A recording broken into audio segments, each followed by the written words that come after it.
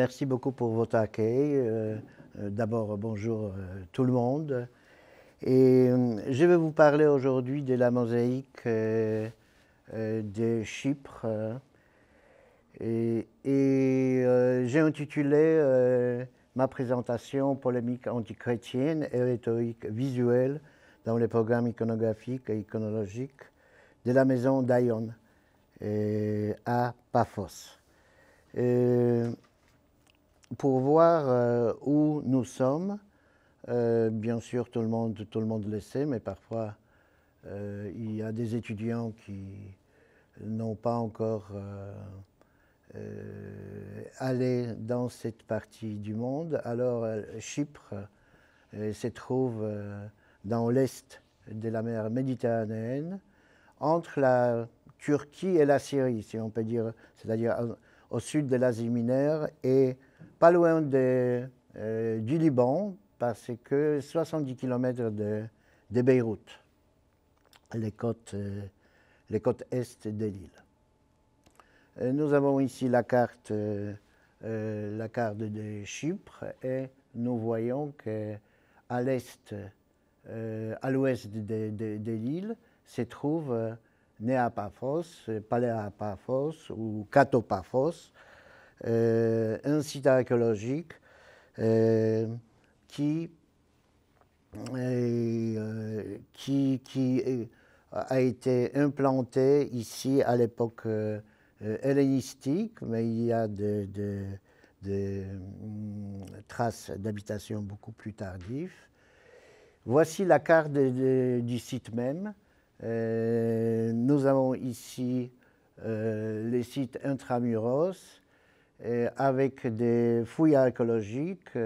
Par chance, dans les années 60, et un archéologue d'une réputation internationale, un archéologue polonais, à l'époque communiste,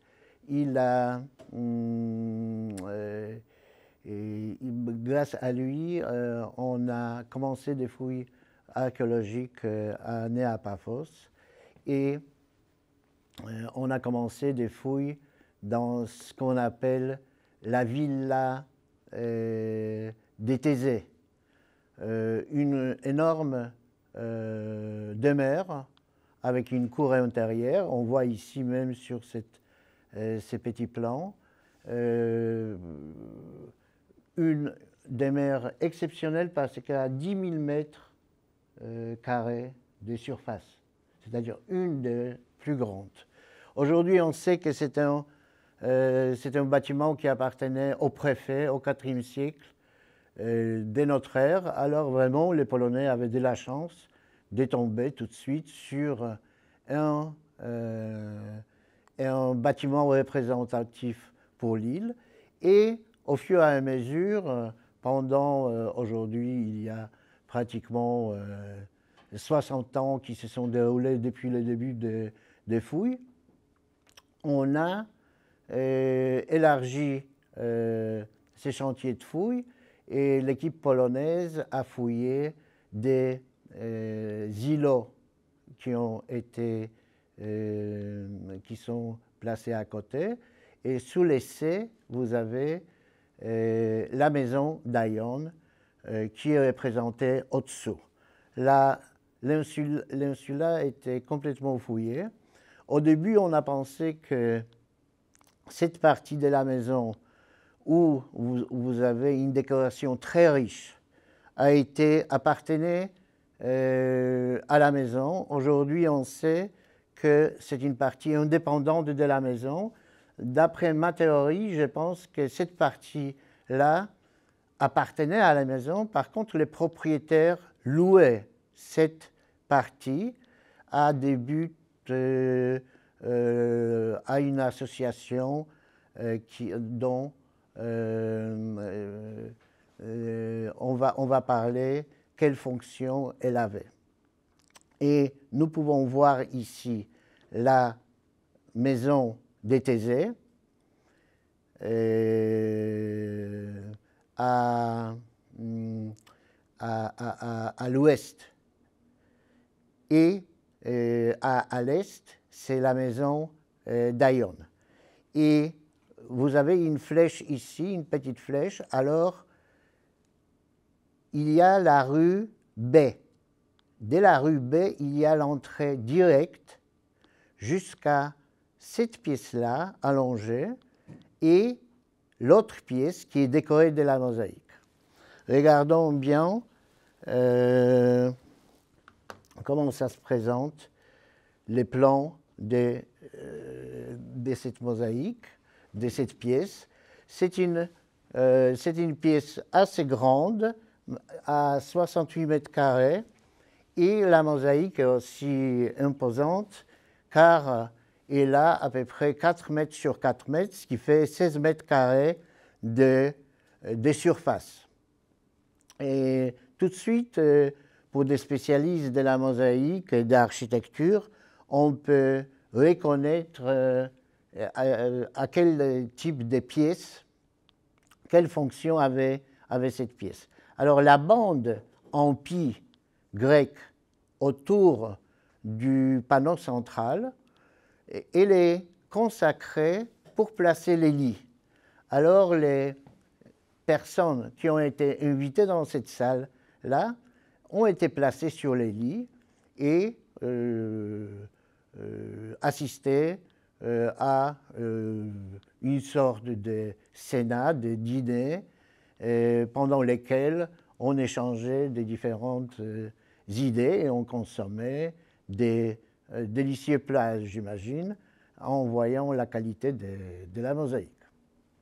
Alors, la mosaïque est composée de 5 panneaux. Vous voyez des magnifiques bordures. Elle est datée, on va voir tout à l'heure, du IVe siècle. Pardon. Du IVe siècle. Voilà les dessins de la mosaïque agrandis. Il y a 5 panneaux et tous les panneaux sont mythologiques. Et si on regarde bien, ces panneaux-là sont remplis de personnages. Alors, au début, on peut dire que les mythes qui sont représentés ici, on va parler de ces mythes.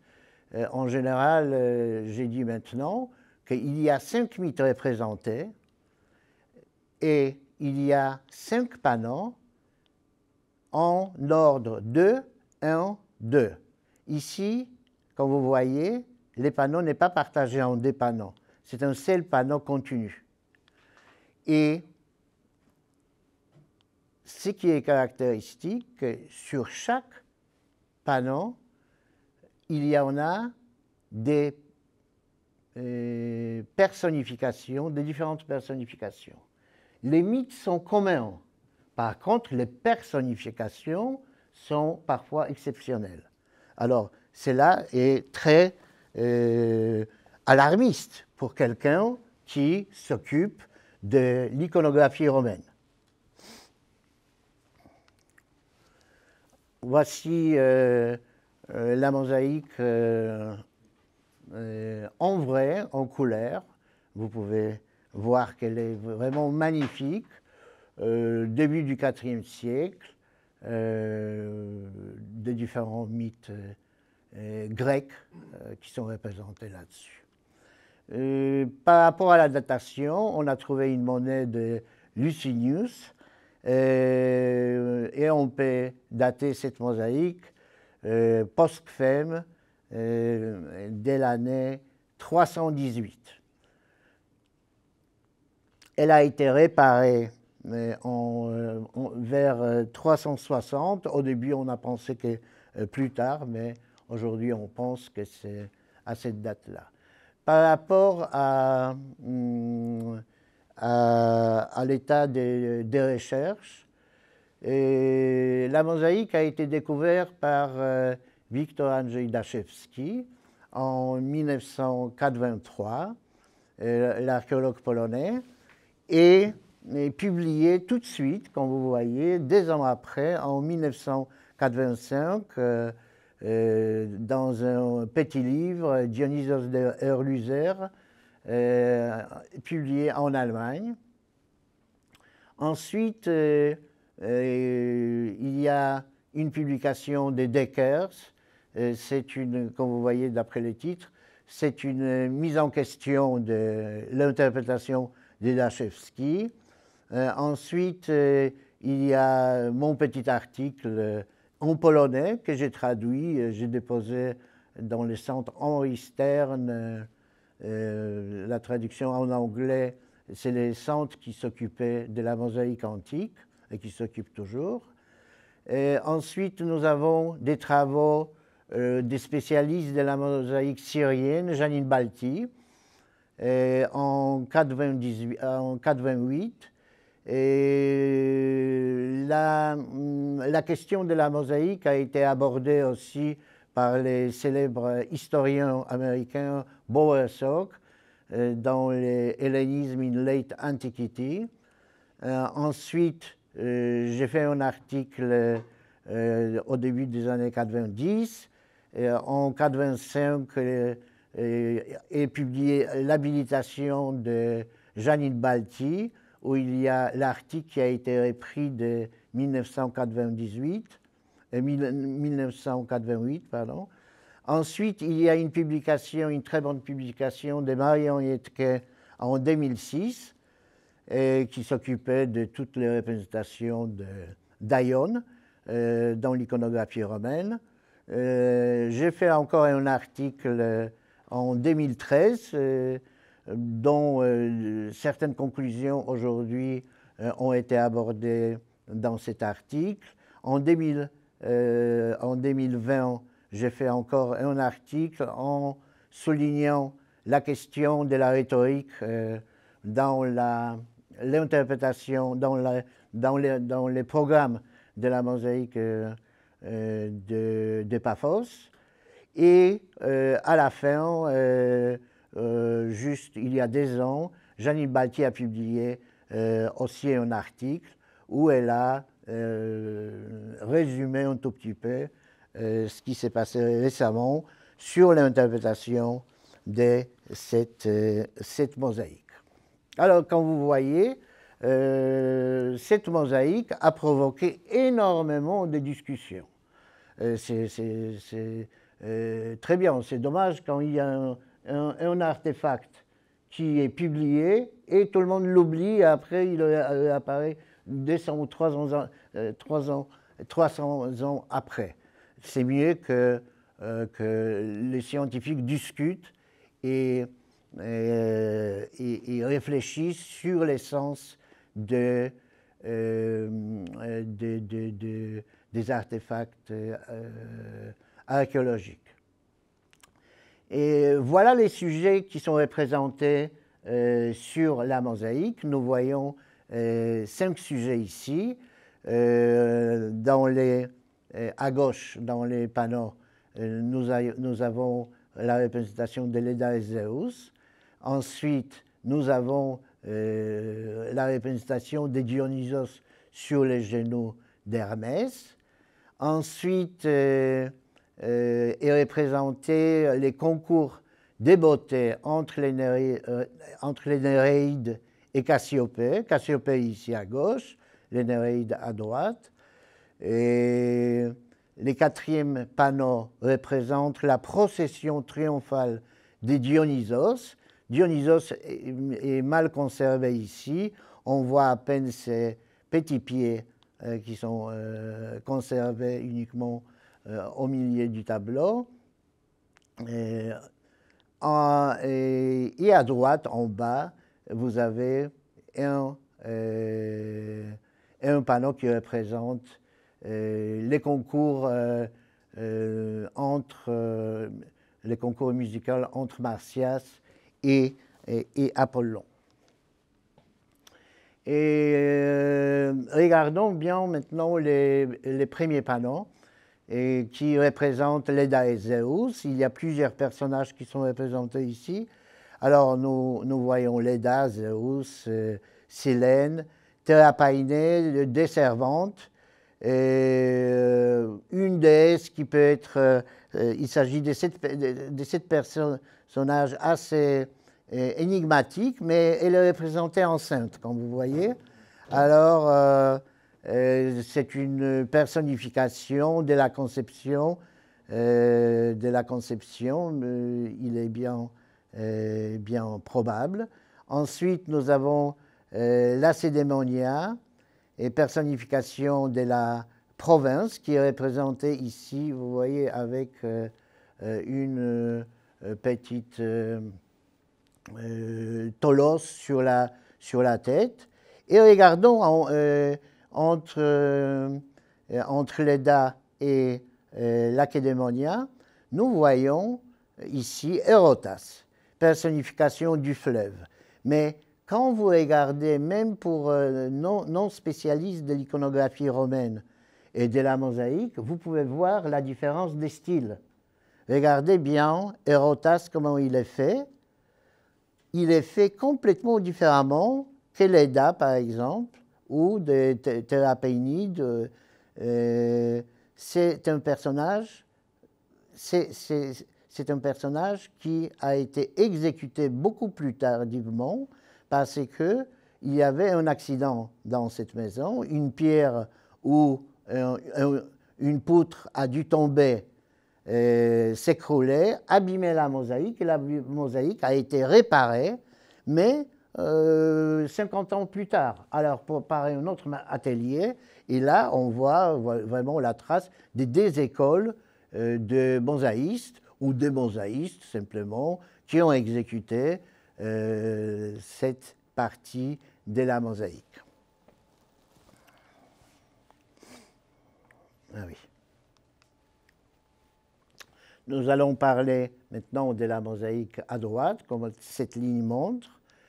Et regardons ici, c'est une mosaïque, c'est une représentation d'un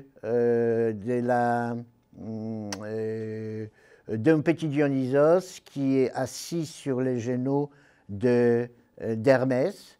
Et comme nous nous rappelons très bien l'histoire mythologique, Dionysos est né de la cuisse de Zeus. Sa mère, elle s'appelait Sémélé. Et bien sûr, Zeus, il était occupé, il avait d'autres obligations, alors il ne pouvait pas s'occuper de son enfant après sa naissance, de sa cuisse. Il a été transmis à Hermès, qui ensuite est allé, vous voyez, il est bien muni des ailes, alors il peut se déplacer très facilement. Alors il est allé sur les monts Nessa, qui est représenté ici. Vous voyez, c'est la personnification du mont Nessa. Normalement, on les place dans la région de la Libye. Et comme les nouveau-nés, il va passer par une sorte d'ablution, n'est-ce pas? Alors nous avons ici, ce qui est très intéressant, que nous avons ici 3 nymphes. Mais quand on regarde des représentations des naissances des femmes réelles, à l'époque d'Antiquité, sont représentées de la même façon. Il y a toujours 3 femmes qui assistent à l'accouchement, parfois 2, ça dépend bien sûr de la richesse de la famille. Et à Ostie, on a des représentations comme ça dans les Isola Sacra. Et voilà, ces scènes mythologiques ressemblent énormément aux scènes réelles. Ce sont pratiquement des scènes réelles. Et ici, vous avez Trophéos, l'évier Silène, qui s'occupera de Dionysos quand il va avoir à peu près 5-6 ans. C'est-à-dire il va être un peu plus grand. Alors, il faut un personnage ici qui s'occupe de Dionysos quand il est plus petit, n'est-ce pas? Quand il a 1 an, 2 ans, 3 ans. Alors, c'est Anatrophée. Elle est où, Anatrophée? Anatrophée, elle est là. Anatrophée, elle, c'est son rôle. Elle va s'occuper de Dionysos quand il est tout petit. dans l'âge vraiment précoce. Mais regardons ce qu'on a ici encore, plein de personnifications. Nous avons ici ambrosia et nectar. Alors, la nourriture et la boisson que les dieux consomment. Et nous avons aussi la personnification. Regardez maintenant bien que nous avons Hermès, qui n'a pas d'aréole, mais Théogonia a une aréole et un nimbe autour de la tête.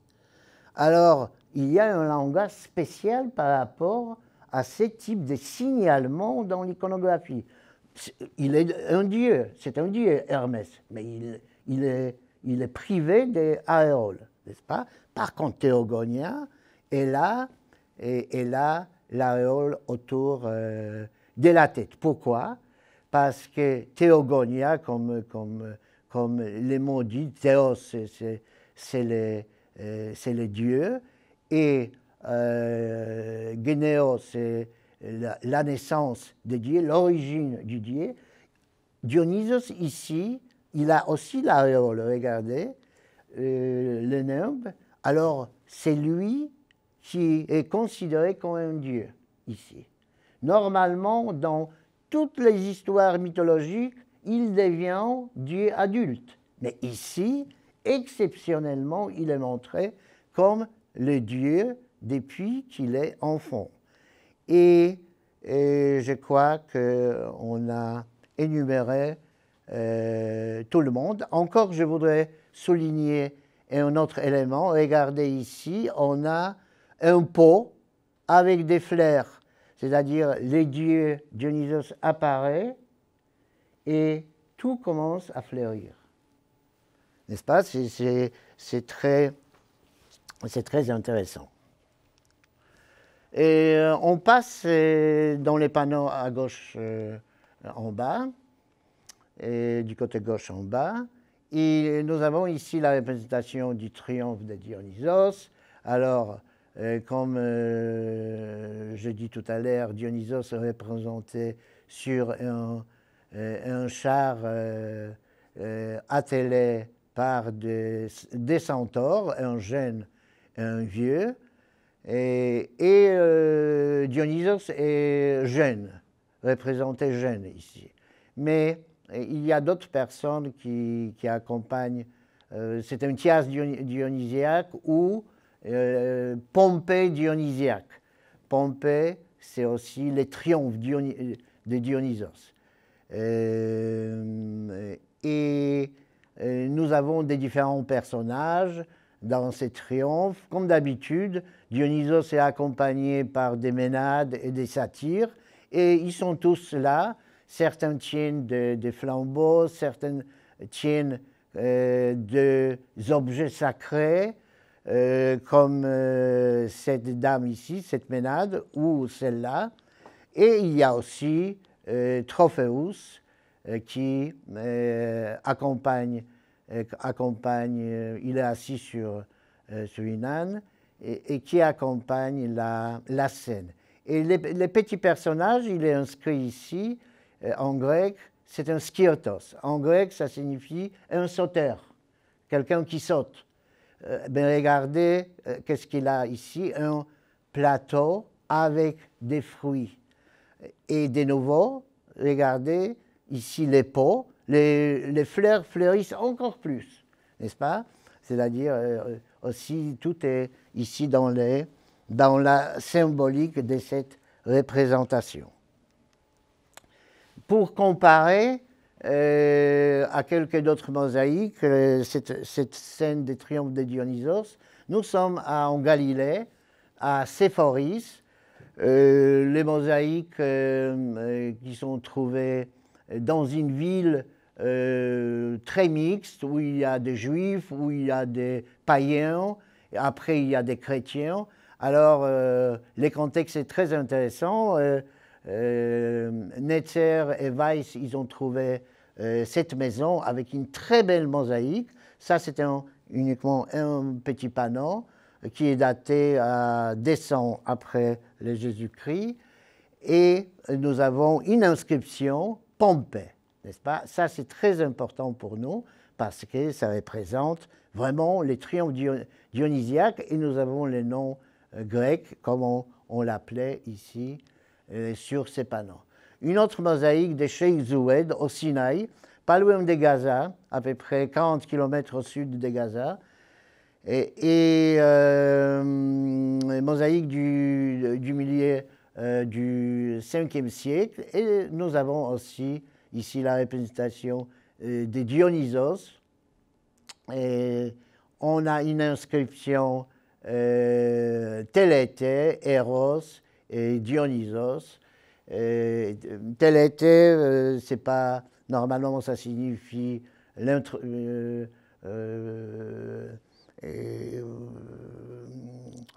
étape d'initiation ou un passage d'un état à l'autre en grec. Par contre, ici, probablement, c'est les noms d'un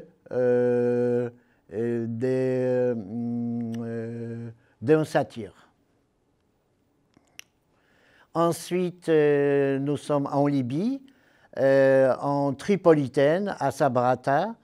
Nous avons ici une autre mosaïque, aussi la même datation, début du IIIe siècle, où est représenté Dionysos et Ariane.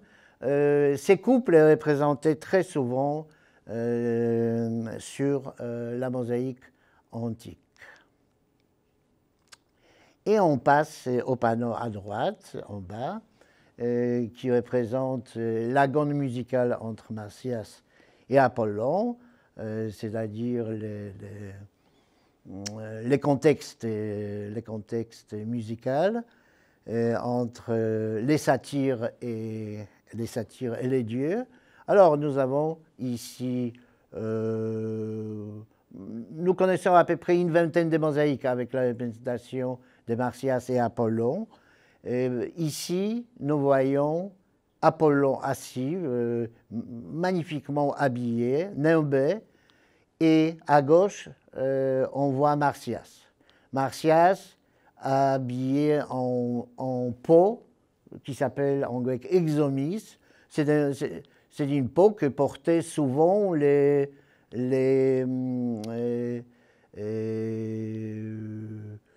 artisans. Mais ici, dans ce cas-là, Marsyas. Regardez, il est tenu par les cheveux par des Scythes, Scythae, parce que les Scythes, à l'époque de Périclès, et ces mythes-là s'est développé à cette époque-là, les Scythes, à l'époque de Périclès, ils étaient embauchés par les Athéniens pour l'équivalent un peu de la police de la ville. Pourquoi? Ils étaient beaucoup plus grands que les autres et tout le monde avait peur d'eux. C'était pour faire peur. Et là, on voit que cette tradition extraordinaire est arrivée jusqu'à la fin de l'Antiquité, au IVe siècle. N'est-ce pas? On est 1000 ans après, pratiquement. Et la quatrième personnage qui est représenté ici, regardez, c'est Olympos, c'est un disciple de Marsyas, et il demande que Apollon, qu'on voit dans les gestes décidés, il demande qu'il ne condamne pas, son maître à la mort. Et ici, nous sommes exactement dans le moment quand Marsyas va être accroché à l'arbre qui est représenté ici. Et j'ai oublié, on dit, je crois, desquamé, c'est ça? D'écorché, voilà. D'écorché, écorché des sapins. Alors la mort terrible, très douloureuse. Et les cinquièmes personnages, regardez, qui est le plus significatif ici, c'est Plané. Plané, c'est une personnification de l'erreur. Alors il y a tout de suite une attitude morale par rapport au comportement de Marsyas. Elle dit qu'il a fait une erreur. Elle montre aux gens qui regardent cette mosaïque, il a fait une erreur. Et le mythe est très connu parce qu'il est représenté, on avait une mosaïque, mais on a des centaines d'autres représentations. Alors pourquoi il faut expliquer que Marsyas a fait l'erreur sur cette mosaïque? Vous voyez, c'est-à-dire il y a un langage qui est codé dans les programmes de cette mosaïque. Regardons quelques comparaisons, quelques analogies par rapport au mythe de Marsyas. Magnifique mosaïque trouvée dans le sud de la France, à Cap d'Agde, et un rare trouvaille. Ça, moi, j'étais vraiment hostile quand j'ai vu cette mosaïque. Elle a été trouvée sur un bateau, transportée d'Italie vers le sud de la France. Et le bateau a coulé, et les archéologues l'ont découvert. C'est un panneau, ça s'appelle une vraie embléma en opus vermiculatum, c'était celle d'1 millimètre de taille. Et elle est toute petite, elle a si je me rappelle bien, pas plus qu'un demi-mètre sur un demi-mètre, mais c'est un travail magnifique. Et trouvé sur un bateau, c'est-à-dire quand vous voyez ces mosaïques voyager dans le monde entier. Et quelques d'autres exemples, la mosaïque de Douga en Tunisie du IIIe siècle. Ici, il y a des sites et Marsyas qui est accroché sur l'arbre, et des Baccanos. Ça, c'est aussi la mosaïque qui est très intéressante, pas elle-même uniquement, mais elle est assez tardive, je crois que la fin du IIIe siècle, et c'est une mosaïque d'un collectionneur qui avait une pièce entière en opus vermiculatum. Il achetait des petits panneaux et il les mettait avec les représentations de différents mythes, de portraits. Il s'est fait une collection sur les sols de sa salle à manger, j'imagine. Alors, très, très, très intéressant aujourd'hui au musée de Rome. Et les mosaïques tardifs, très tardifs, à peu près la fin du IVe siècle, même peut-être plus tardif encore, mosaïque des Cadix, d'Espagne, et l'autre aussi d'Espagne, de Santisteban del Puerto, dans les départements de Juan. Et vous voyez les styles pratiquement linéaires, très naïfs. Mais des représentations de Marsyas très, très, très intéressantes. Alors, encore des analogies par rapport à la sculpture et bas-relief. Ici, nous sommes en Turquie. C'est uniquement pour montrer que on adorait ce type de représentation et de les placer en face des basiliques ou dans les atriums. Pourquoi en face des basiliques? Parce que, pas ce type-là, mais Marsyas qui marche avec un seau divin et qui soulève la main droite. Et cette représentation a été interprétée comme une image de l'indépendance des villes à l'est de la mer Méditerranéenne, mais j'aurais trouvé des textes qui disent que Marsyas, il était considéré comme un personnage non religieux qui était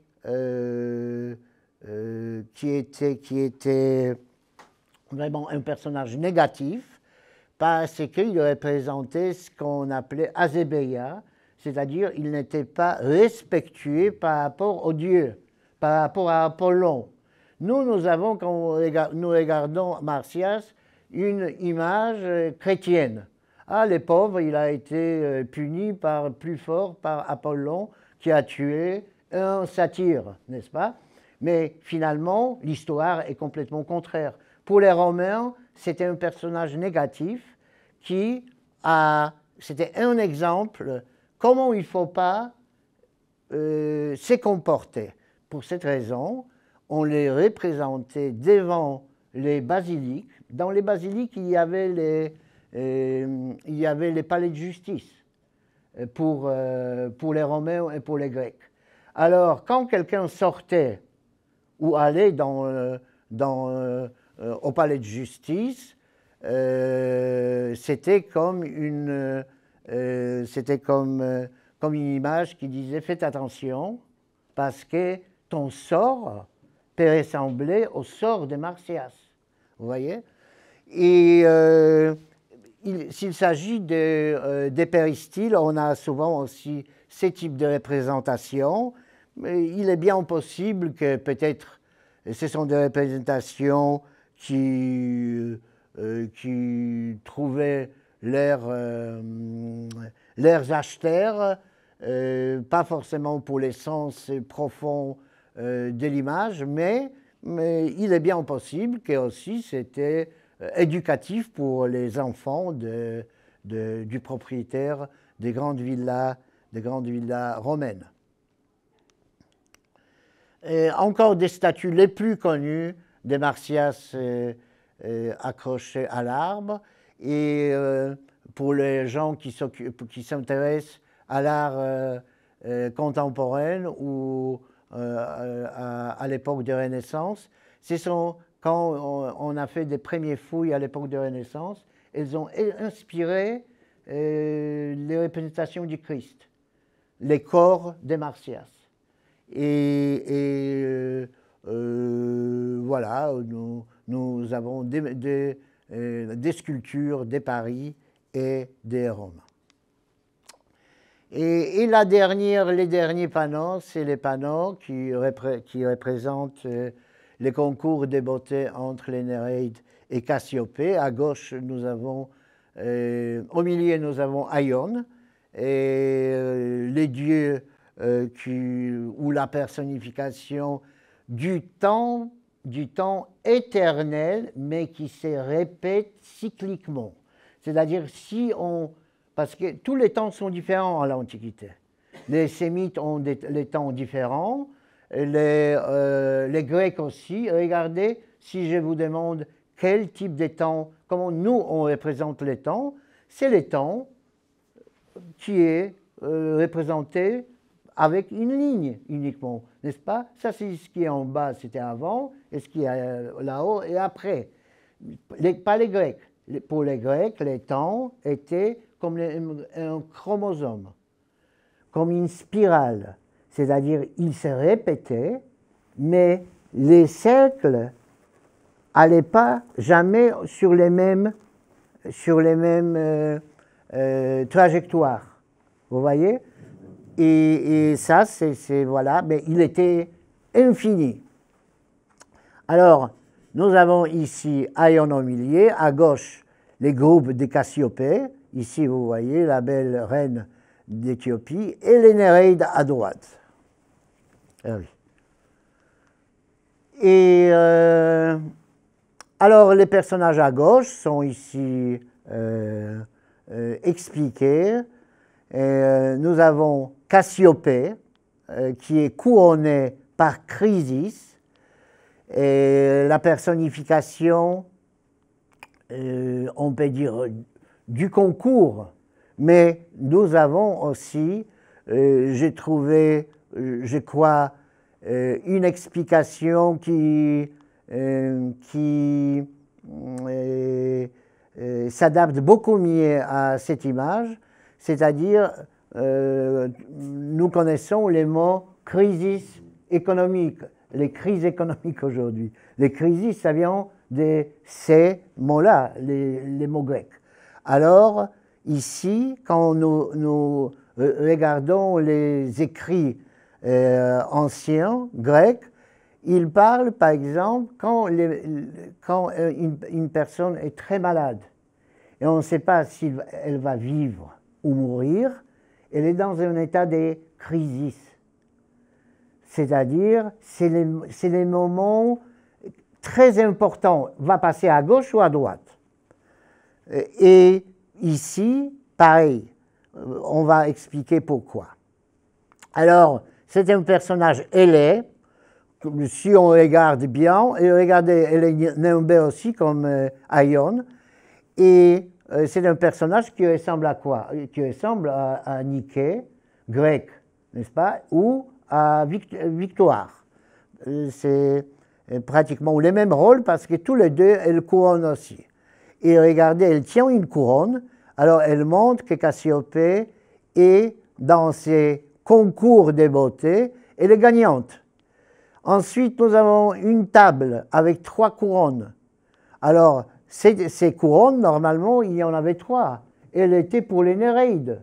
Parce que comment est possible qu'une femme mortelle gagne avec les déesses? Ce n'est pas possible, ça, n'est-ce pas? Et ici, elle gagne.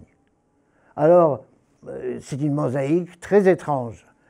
Et voilà, je crois qu'on a expliqué tout le monde, à part Séléné et Hélios, qui sont représentés ici et un peu abîmés. Hélios est ici, vous voyez, avec les fouets, et qui montre avec la main, c'est elle qui a gagné, en montrant Cassiopée. Et pareil, Séléné qui est représenté ici est mal conservé. Ah oui.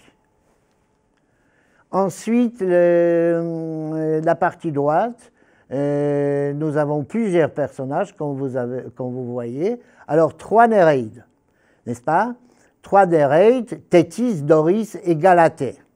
Alors, les plus belles femmes au monde, avec Aphrodite, est considérée comme telle. Et ensuite, nous avons des tritons, comme si on peut comparer, elle voyageait sur les tritons, n'est-ce pas? Nous, on a des bateaux à moteur, elle avait des tritons, alors elle s'est déplacée très facilement de cette façon-là. Mais regardons qu'est-ce que nous avons ici. Nous avons des différentes personnifications aussi. Nous avons la personnification qui s'appelle Pontos, c'est la surface de la mer. Nous avons la personnification qui s'appelle Bythos, c'est les profondeurs de la mer. C'est-à-dire, ici, on a, par ces 2 personnifications, la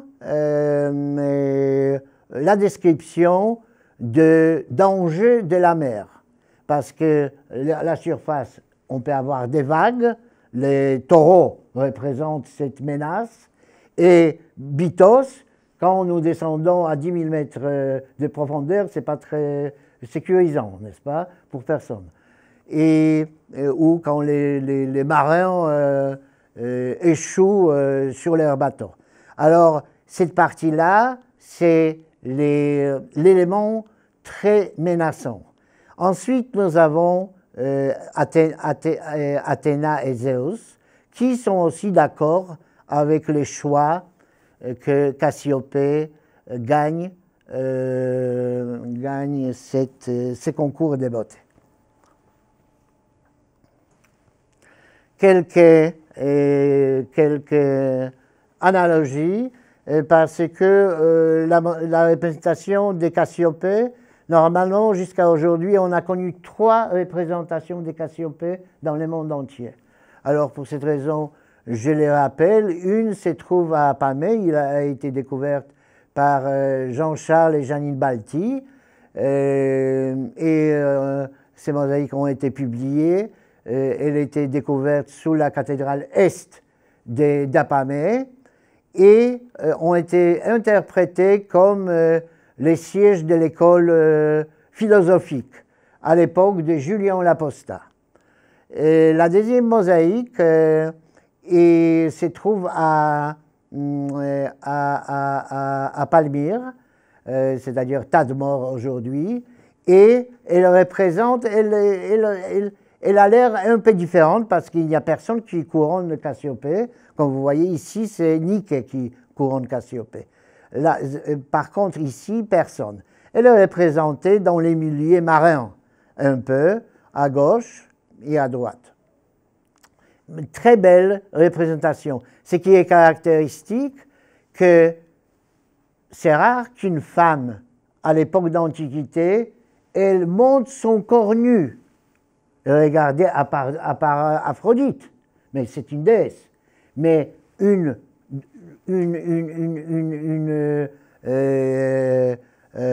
reine, elle ne fait jamais ça, n'est-ce pas? C'est ni une femme dans les milieux privés. Regardez, et Cassiopée, elle est montrée, elle dévoile son corps, son magnifique corps d'une femme, et on va parler pourquoi. Et elle dévoile ses corps et elle est couronnée comme la plus belle. Vous pouvez dire, parce qu'elle est la plus belle, alors il faut la preuve. Oui, mais quand même, c'est pas suffisant. Palmyre, on a parlé. Et regardez ça comme une surprise. Je vous montre une mosaïque volée à Apamée, parce que la semaine dernière, vous m'avez demandé s'il y en a beaucoup. Il y en a beaucoup de mosaïques volées. C'est une autre qui représente Cassiopée aussi. Et regardez, avec les Thérépaïnées, avec les servantes, avec les Thétides, et qui mangent je crois que c'est lié à la mer, à l'écume, ou c'est Bitos, non, c'est Kimos. Et voilà, c'est une autre mosaïque qui est très, très intéressante. Et on ne sait pas où elle est. On a des photos par Interpol. Et ici, j'aimerais bien parler de la composition, parce que la composition de cette mosaïque est complètement atypique à l'époque d'Antiquité, à l'époque païenne. Alors, les seules représentations communes, j'ai trouvé uniquement dans l'art chrétien. Et ici, nous avons des exemples très tardifs, comme vous voyez. Par contre, un des plus grands spécialistes de l'art chrétien, qui s'appelle Beckwith, il a dit que ce type de représentation existe déjà au IVe siècle. C'est-à-dire, peuvent être contemporaines avec la mosaïque de la maison d'Aion. Et ici, c'est un reliquaire, c'est-à-dire c'est une couvercle côté intérieur du couvercle d'un reliquaire qui est conservé au musée sacré Cristiano de Vatican. Et quand nous regardons l'ordre des panneaux qui sont représentés, regardez 1, 2, un panneau entier, 1, 2. Ici, pareil, 1, 2, 1, 1, 2. Regardons maintenant ce que ce reliquaire représente. Alors, là-haut, nous avons le tombeau du Christ, l'ascension, au milieu la crucifixion, en bas la représentation de la nativité et les baptêmes dans les Jourdains de Christ. Et n'est pas très important l'ordre. Par contre, quand on regarde toutes les représentations chrétiennes, et c'est pas moi qui a fait, c'est André Grabart qui a fait toute une étude sur les représentations contiguës des scènes bibliques, alors il dit que pratiquement les passions du Christ, on les représente en 5 tableaux. Et c'est typique pour l'art paléo-chrétien. Et nous avons cette horde, ce qui est aussi étonnant, que nous avons cette horde d'épanants représentés dans l'art païen de la même façon. Ensuite, je voudrais vous amener à Syracuse, montrer les sarcophages Adelphia, qui est du milieu du IVe siècle, où est représenté quelqu'un qui est converti à la fin de sa vie, la dame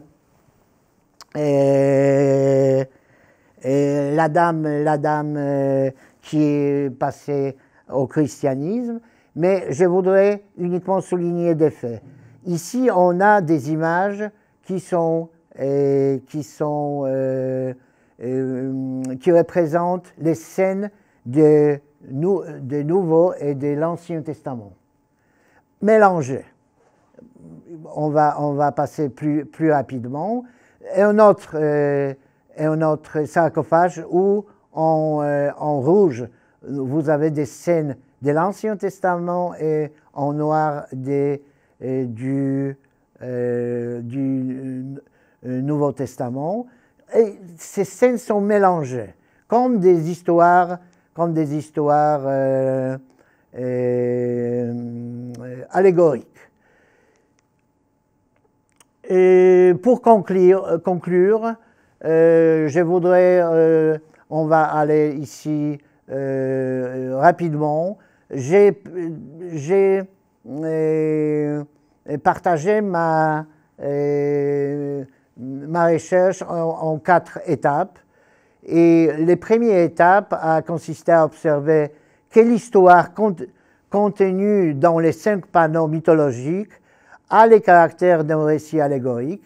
Ensuite, il s'agissait de découvrir l'ordre dans lequel les panneaux mythologiques sont reliés pour former une histoire allégorique, logique, identifier les panneaux avec les dates comme les premiers, comme la première scène qui commence l'histoire allégorique, et les panneaux centrales avec la belle reine Cassiopée comme la dernière image qui conclut l'histoire. Ensuite, il fallait identifier l'ordre logique dans lequel les panneaux sont disposés. Cela indique une histoire allégorique et universelle d'un homme religieux et un païen en 5 épisodes. La conception d'un enfant composé d'un corps et d'une âme est représentée dans la scène de Leda et Zéus. Ensuite, la culture et l'esprit de la foi païenne dans l'éducation d'un enfant et d'un très jeune garçon. C'est dans la scène de Dionysos parmi les éducateurs, et la vie selon la foi païenne, qui est représentée par la procession dionysiaque. Si l'on manque de respect et de piété envers les dieux, on sera puni en conséquence. Et ça, c'est représenté sous la scène d'Apollon et Marsyas. Et si l'on est religieux et pieux, c'est-à-dire son âme, atteindra la vie éternelle parmi les dieux par apothéose. La victoire de Cassiopée sur les Néreides, c'est les tableaux sous lesquels on peut souscrire cette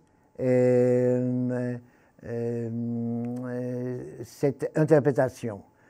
La troisième étape a consisté à comprendre et replacer le récit dans un contexte historique, religieux et philosophique. J'ai montré que la mosaïque païenne illustre une polémique antichrétienne en images, comme cela a été particulièrement fréquent dans les textes des auteurs païens de l'époque avec la domination croissante du christianisme. La dernière étape a consisté à explorer l'atmosphère intellectuelle dans laquelle la mosaïque a été créée, obéissant ainsi aux règles de la rhétorique, allégorie, analogie, personnification, et ce qui est la conclusion fondamentale, antithèse. Toutes ces figures conceptuelles d'expression rhétorique étaient utilisées dans les arts rhétoriques, mais elles ont eu une grande influence sur d'autres domaines, y compris les arts visuels. La mosaïque suit les principes d'une antithèse rhétorique dirigée contre le christianisme et en particulier la passion du Christ, les adeptes du mouvement philosophique et religieux du IIIe et IVe siècle de notre ère, les néoplatoniciens ont intensifié la polémique antichrétienne. Merci beaucoup.